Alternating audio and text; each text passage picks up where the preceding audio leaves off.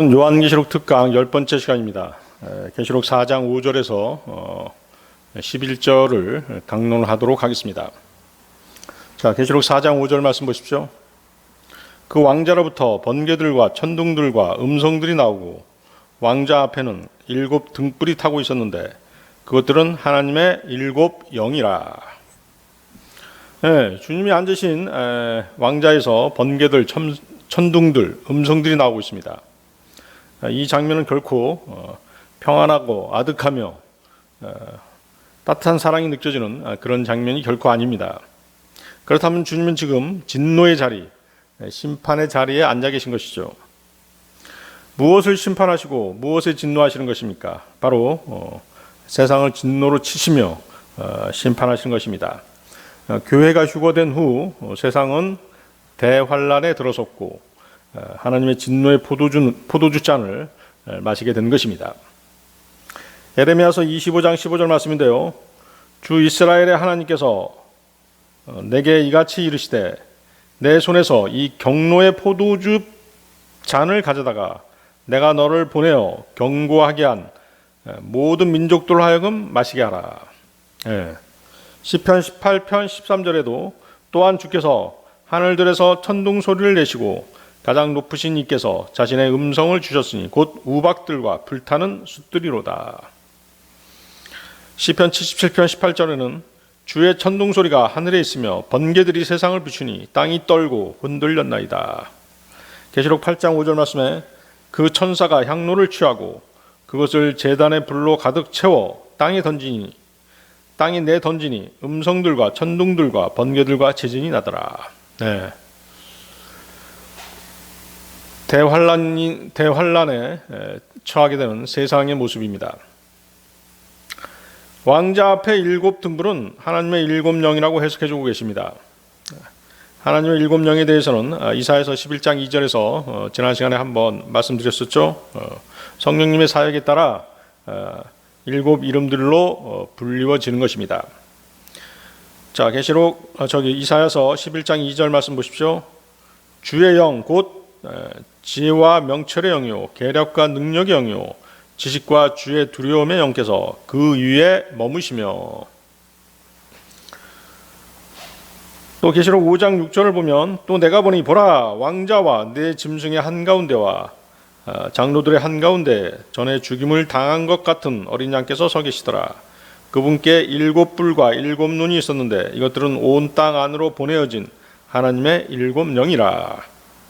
자, 계시록 5장 6절 2구절에서 주님과 함께 사역하시는 하나님의 7 영이 7 뿔과 7 눈으로 묘사되고 있음을 우리는 보는 것입니다.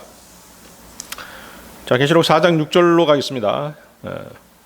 그 왕자 앞에 수정 같은 유리 바다가 있고 왕자 한 가운데와 왕자 둘레에는 앞뒤에 눈이 가득한 네 짐승이 있더라. 자, 하나님의 왕자 앞에 유리 바다가 이렇게 펼쳐져 있다는 것이죠. 수정 같은 유리 바다 이렇게 표현하고 있습니다.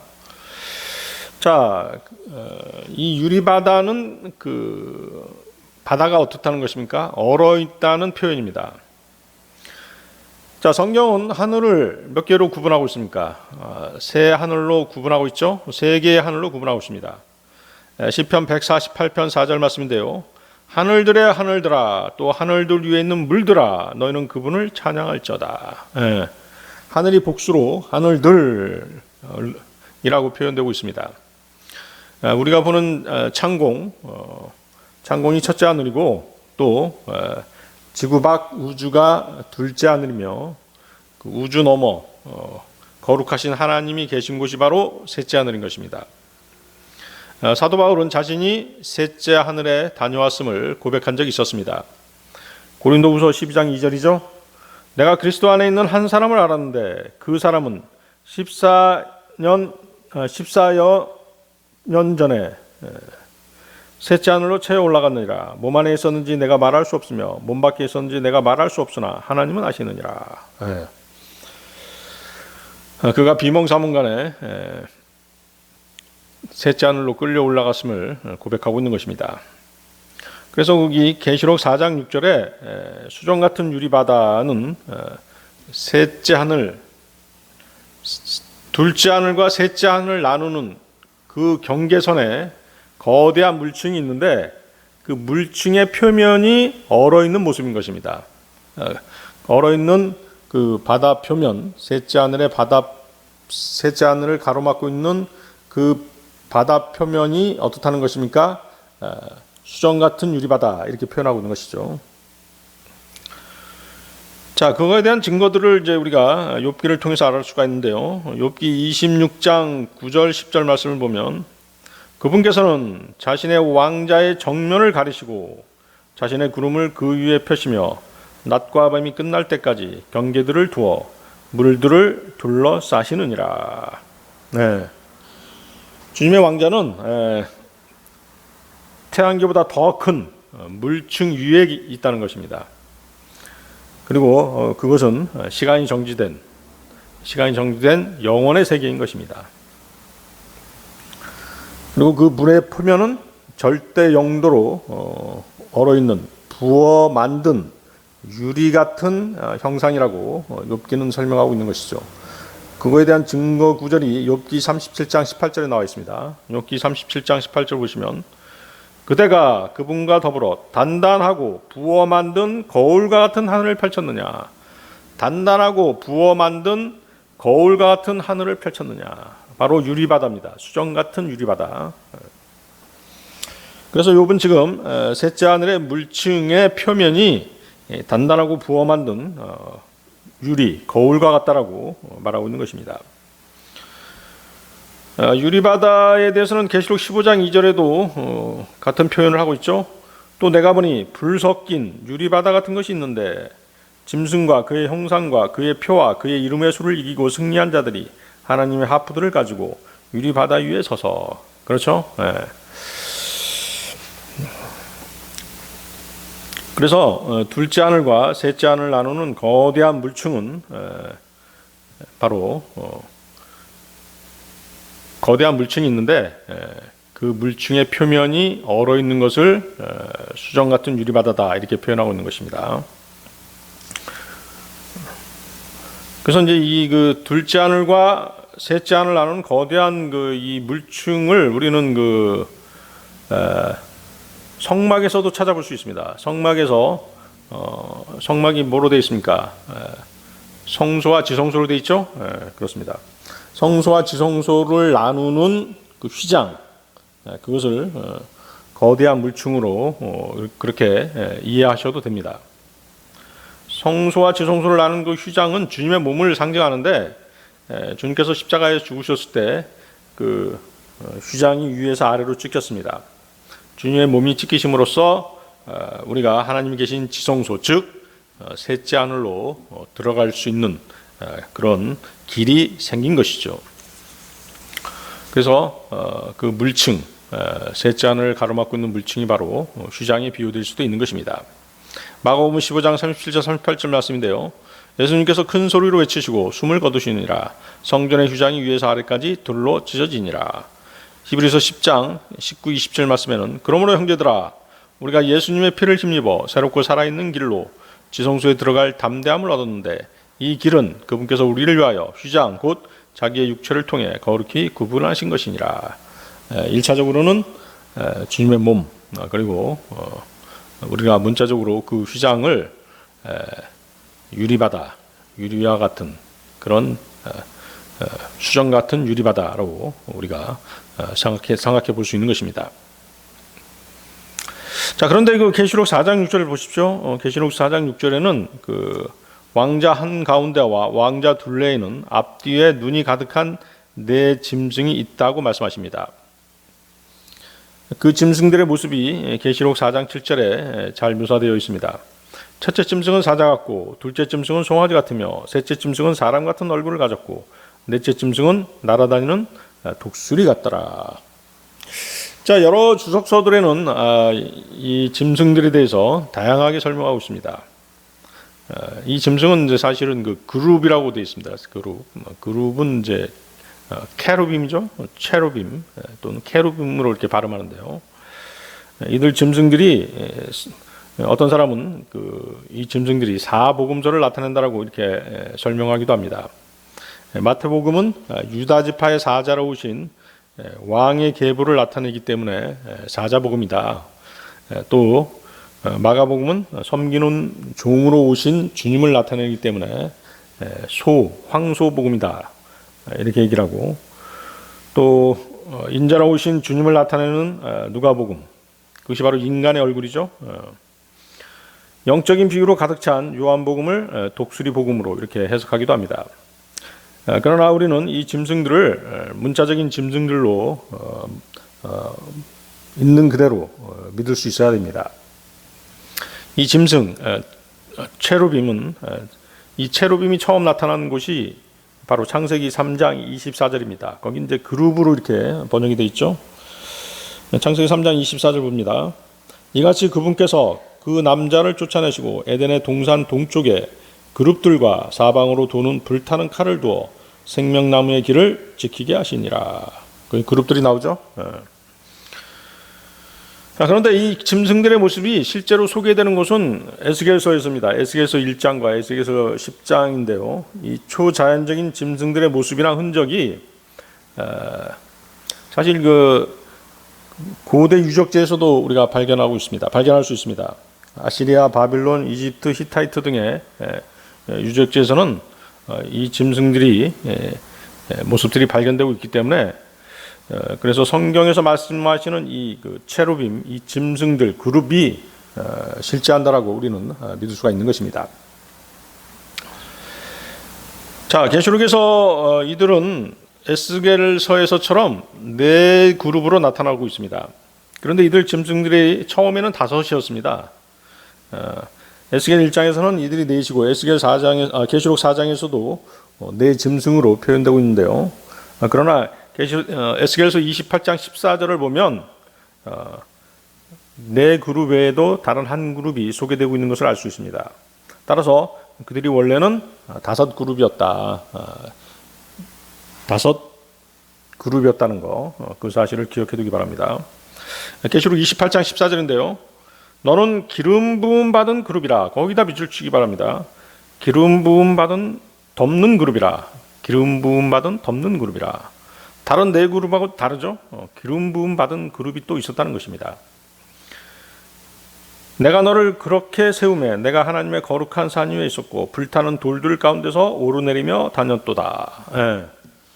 자, 에스겔서 28장 14절에서 소개되고 있는 기름 부음 받은 덮는 그룹. 그래서 그룹이 5이었는데 에스겔 1장과 에스겔 4장, 또 여기 그 계시록 4장은 에스겔 1장과 계시록 4장의 네 짐승은 한 그룹이 빠져 있는 것입니다. 빠진 그 짐승은 하나님의 보좌 위에 있던 보좌를 덮는 그룹이었다는 것이죠. 거기 보면 뭐라고 되어 있어요?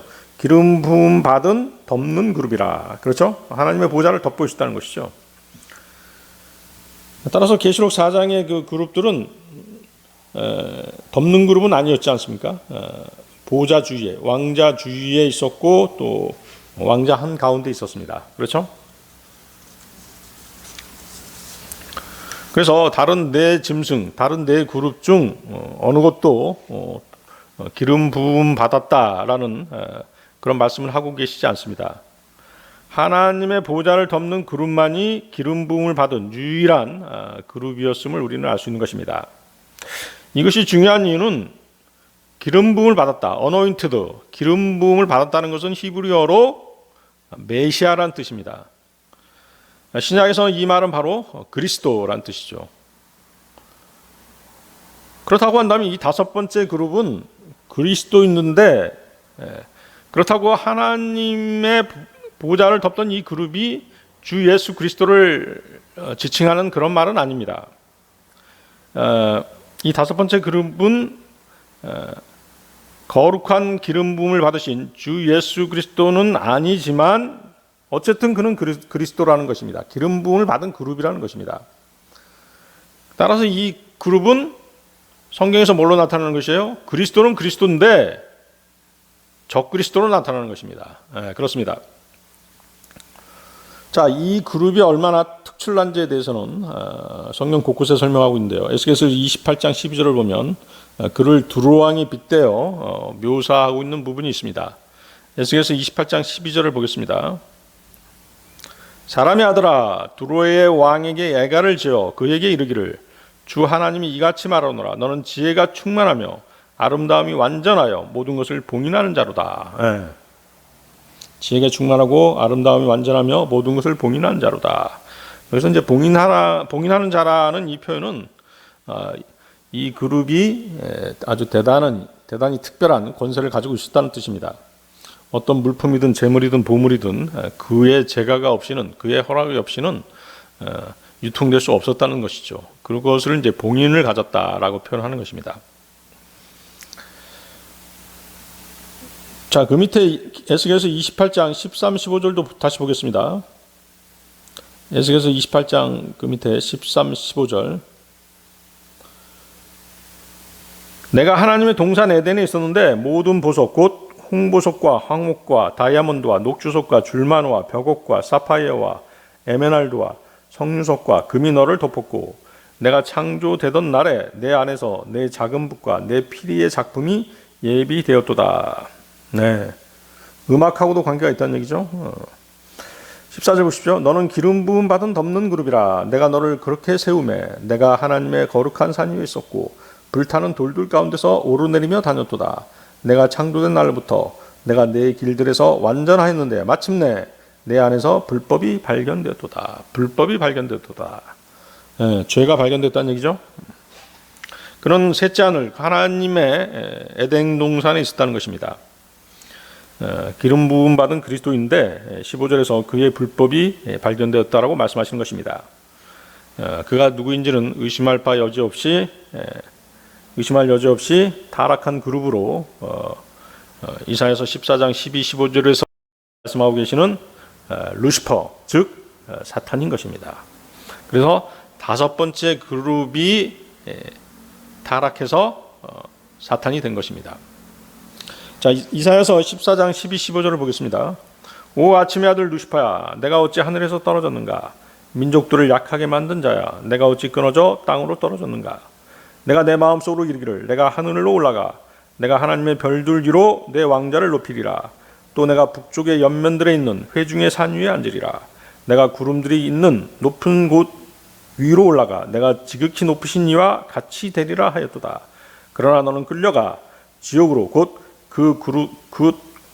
그 구덩이의 옆면들로 내려가리로다.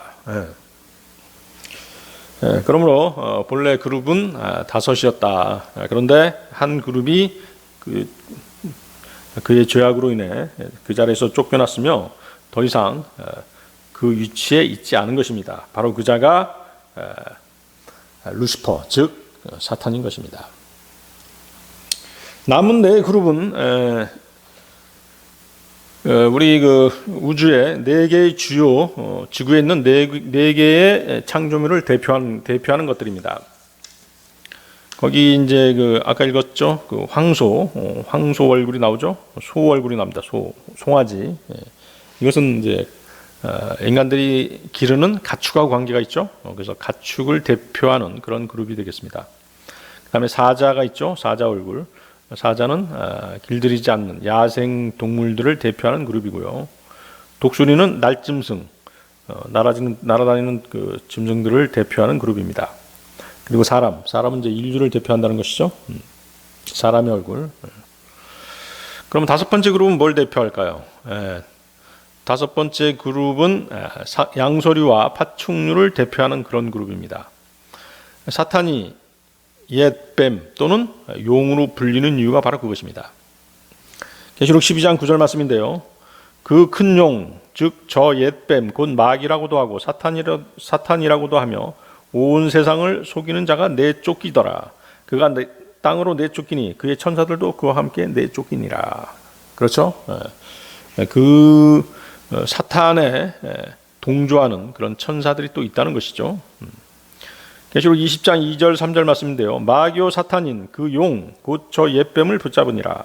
그가 그를 붙잡아 1000년 동안 결박하여 바닥 없는 구덩이에 던져 넣어 가두고 그 위에 봉인을 하여 1000년이 찰 때까지는 그가 더 이상 민족들을 속이지 못하게 하니라.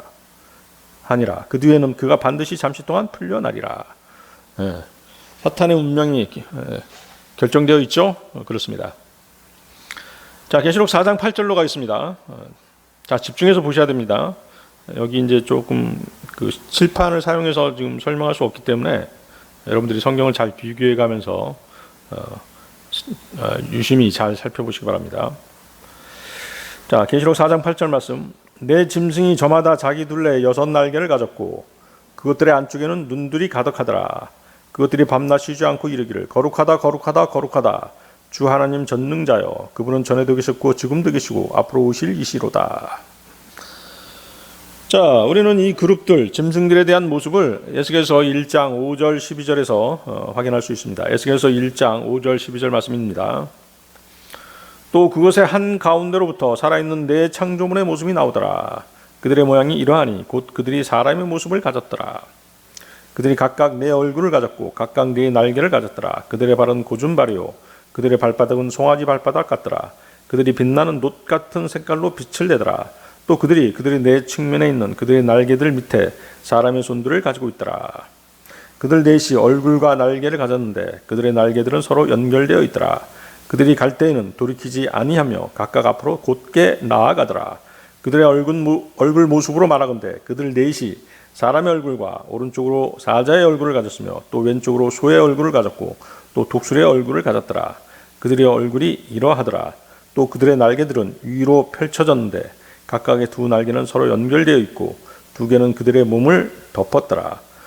그들이 각각 앞으로 곧게 나아갔고 그 영이 가고자 하는 곳으로 그들이 가되 갈 때에는 돌이키지 아니하더라. 아주 기괴한 모습이죠. 이 네 그룹은 각각 네 개의 얼굴이 결합된 것으로 묘사되고 있습니다. 네 개의 방향에 각각 한 얼굴씩 있는 것이죠. 그렇죠? 그래서 거기 사람의 얼굴, 소의 얼굴, 독수리의 얼굴, 그 다음에 또 독수리의 얼굴 이렇게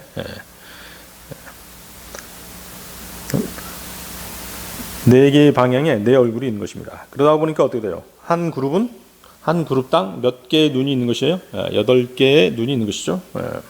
그래서 사도 요한은 거기 그 계시록 4장 보십시오. 계시록 4장 6절, 4장 8절 거기 보면 이제 그것들의 안쪽에는 눈들이 가득하더라 이렇게 표현하고 있는 것입니다. 한 그룹당 8개의 이제 눈이 있으니까 거기 이제 그것들의 안쪽에는 눈들이 가득하다 이렇게 표현하고 있는 것이죠.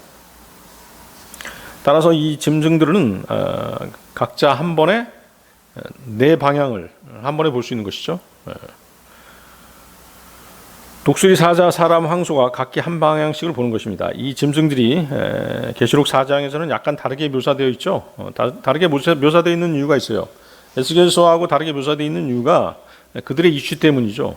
에스겔 1장을 보면 이들이 지금 어떻게 하고 있어요? 날아다니고 있지 않습니까? 날아다니면서 보좌를 수행하고 있고 계시록 4장에서는 그 정지해 있죠. 왕자 앞에 정지되어 있습니다. 주님의 왕자 앞에 정지되어 있기 때문에 묘사가 좀 다를 수가 있는 것이죠. 그런데 우리는 여기서 다섯 번째 그룹은 확인할 수가 없죠. 그렇습니다. 타락해서 떨어져 나갔기 때문에 확인할 수 없는 것입니다. 계시록 그 4장을 보면 이제 사도 요한이 그 그룹의 얼굴 네 가지 모양으로 얘기하죠. 사자, 송아지, 사람, 독수리. 여러분 기억하시기 바랍니다. 계시록 4장에서 사자, 송아지, 사람, 독수리를 말하고 에스겔은 지금 사자, 황소, 사람, 독수리 말하고 있죠. 그럼 결국 어떻게 해요? 뭐 송아지, 황소 이렇게 좀 차이가 있지만 결국은 같은 것이죠. 그래서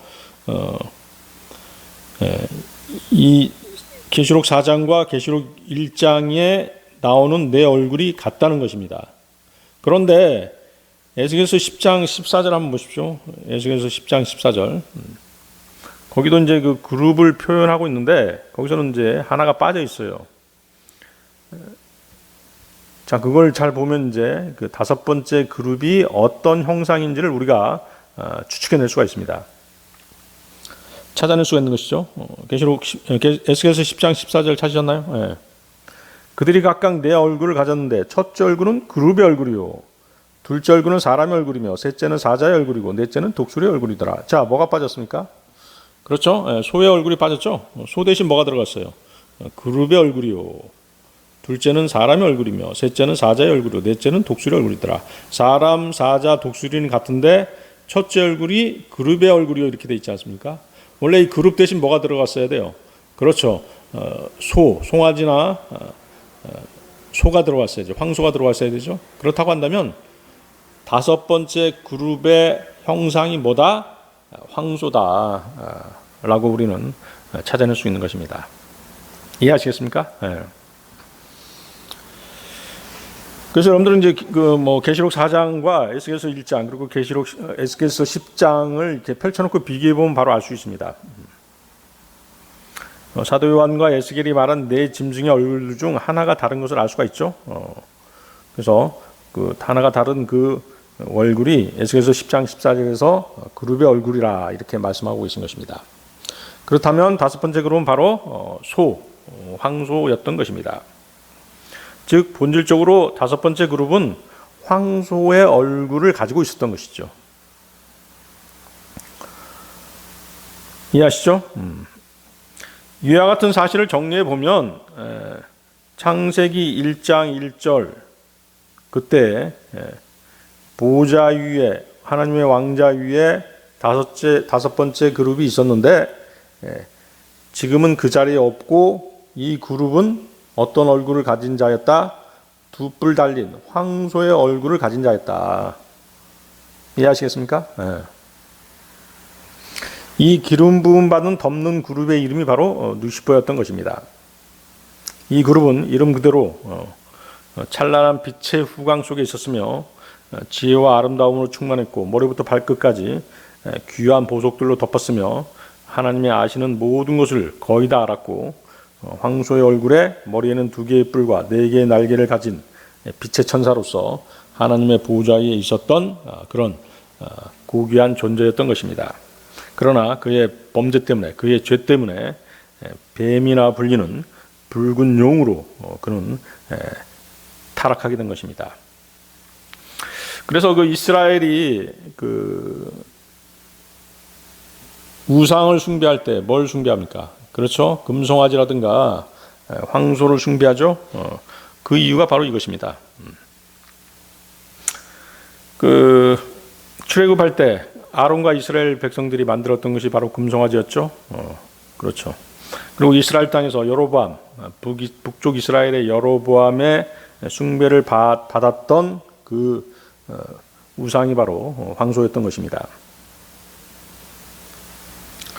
이 바알이란 말도 어디서 나온 것이에요? 그 불스에서 나온 것이죠. 황소라는 단어에서 나온 것입니다. 바알, 불스.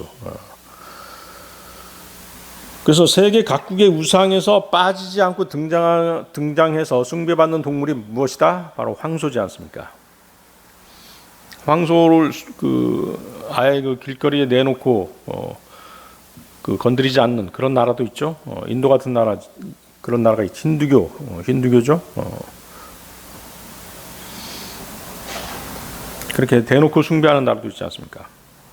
그리스 로마 신화에 보면 그 최고의 신이 누굽니까? 제우스죠. 제우스가 하얀 황소로 이렇게 변하는 그런 장면도 나오는 것입니다. 이 다섯 번째 그룹은 이제 장차 어떻게 되는 것이에요? 대환란 때 주 예수 그리스도를 흉내낸 33살에 그리스도로 다시 나타나는 것입니다. 육화되는 것이죠. 육화되는 것입니다. 자, 계시록 4장 8절 9절로 가겠습니다. 네 짐승이 저마다 자기 둘레에 6날개를 가졌고 그것들의 안쪽에는 눈들이 가득하더라. 그것들이 밤낮 쉬지 않고 이르기를 거룩하다 거룩하다 거룩하다 주 하나님 전능자여 그분은 전에도 계셨고 지금도 계시고 앞으로 오실 이시로다 하고 그 짐승들이 왕자에 앉으신 분 곧 영원 무궁토록 살아계시는 분께 영광과 존귀와 감사를 드릴 때. 자, 거룩하다가 3번 반복되고 있죠.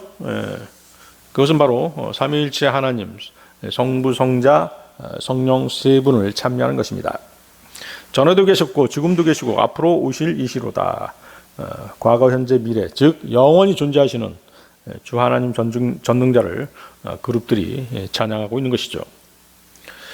자, 거기 그 구절을 보면 구절에서 우리는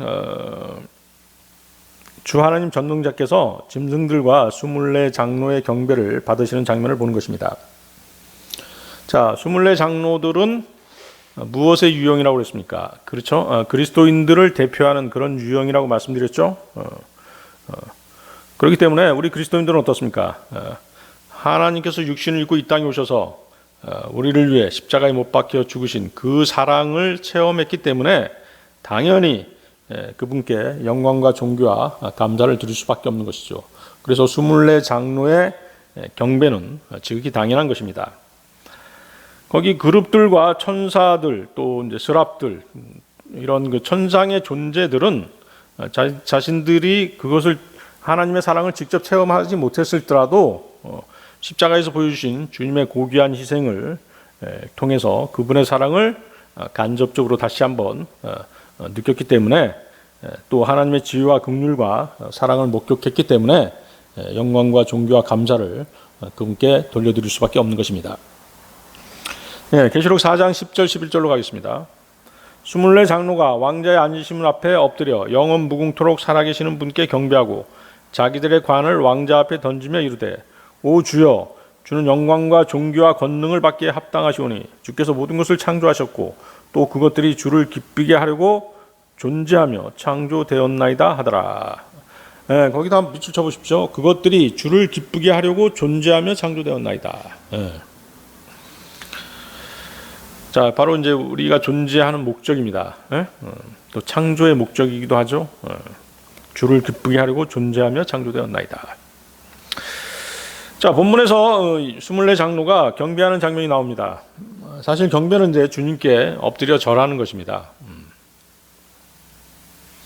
우리가 이제 그 예배 시간에 약식으로 머리를 숙이는 정도에 그치지만 또 기도할 때 머리를 숙이는 정도에 그치죠. 또 무릎 꿇고 머리를 숙이는 정도에 그치지만 원래 경배는 이렇게 엎드려 절을 하는 것입니다. 여러분들 그 모슬렘들 하루에 5번씩 그 자기네들 메가 사원을 향해서 이슬람 사원을 향해서 기도하지 않습니까? 경배하죠. 그런 모습이 돼야 된다는 것이죠. 그게 진정한 경배라는 것입니다.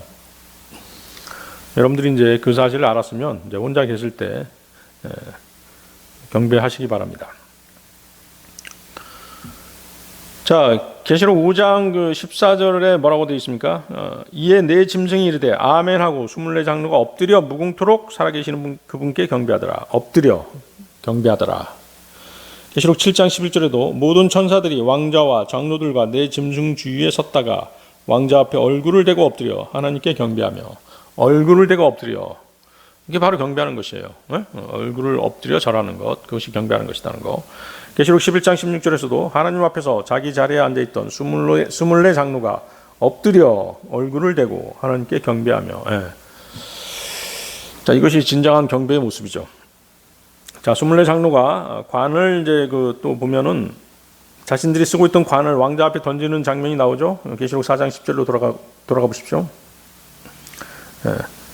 자신들의 관을 왕자 앞에 던진다는 것은 자신들이 받을 통치권을 반납한다는 그런 의미가 아니라 주님께 완전히 순복한다는 뜻입니다. 자신들이 받은 보상과 통치권이 하나님의 의로운 행위의 근거, 자신들의 의로운 행위의 근거에서 얻은 것이 아니라 주님의 희생의 결과이며 주님의 은혜의 선물이기 때문에 이렇게 감사하는 마음으로 또 겸비한 마음으로 관을 던지는 것입니다. 그렇죠. 우리가 구원받는 것도 그분의 은혜로 구원받고 구원받은 후에 믿음 생활 역시 그분의 은혜로 하는 것입니다. 다시 말씀드리면 구원받은 그리스도인들 안에서 일하시는 그분이 맺으시는 열매로 우리들의 열매가 표현되는 것입니다. 내 행위로 열매를 맺는 것이 아니죠. 그렇죠? 우리 안에서 일하시는 분, 그분이 열매를 맺으시는 것입니다. 따라서 우리가 주님 앞에 섰을 때 주님께 드릴 수 있는 말씀은 뭐겠습니까? 우리는 무익한 종이니이다. 우리가 해야 할 우리의 의무를 하였나이다. 이 말밖에는 우리가 드릴 말씀이 없는 것입니다.